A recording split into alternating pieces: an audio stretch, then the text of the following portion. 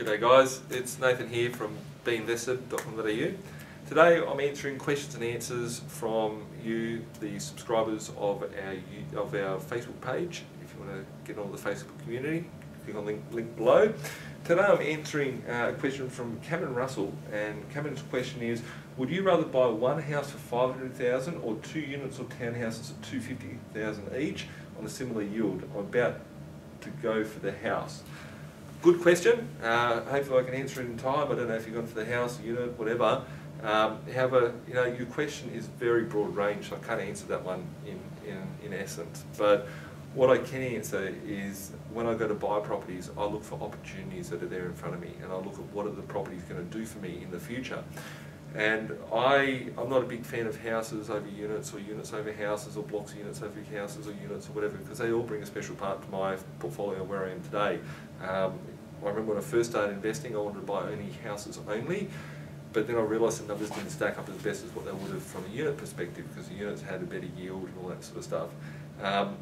I build probably the foundation portfolio, my property portfolio will probably be about 70% from strata properties, from 30% from standalone houses. And from that, I think that they both bring in money. I'm not a big person that goes, I want to buy a block of land and potentially develop it, and that strokes my ego. I'm all about, how's that property going to get me closer to my goal. If I can get two properties for $250 each that are below market value by 50 grand each, that have a good yield on them, I'd rather have those two townhouses if they're in the same area as the house, because I'd rather take two 50 grand below market value properties than one 50 grand below market value property on a bigger ticket item.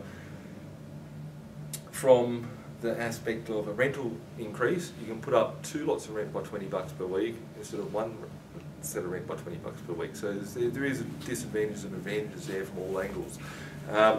The questions I do ask is, in the early days I used to go and buy cheap bread and butter properties, which would be in Sydney now. If we compare it in Sydney today, $300,000 price range. If you're going to Queensland, you're probably looking at $200,000 price range in and around the the mortgage belt areas, the blue collar areas of the CBD. With that,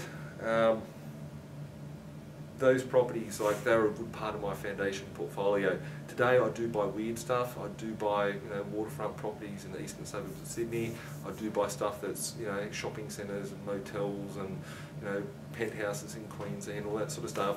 But just because the numbers stack up, they all bring different things to the portfolio from all different angles. If it was me building the foundation portfolio, I'd be sticking with the two townhouse unit type villa things.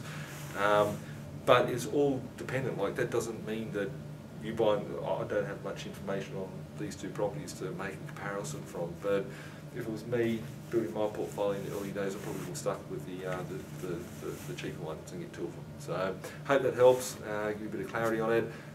Good luck with your investing, and hopefully we'll talk shortly. And if you've got any questions or comments, make notes below, and remember to subscribe to the links below, above, below, yeah, above. See you guys. Have a good day.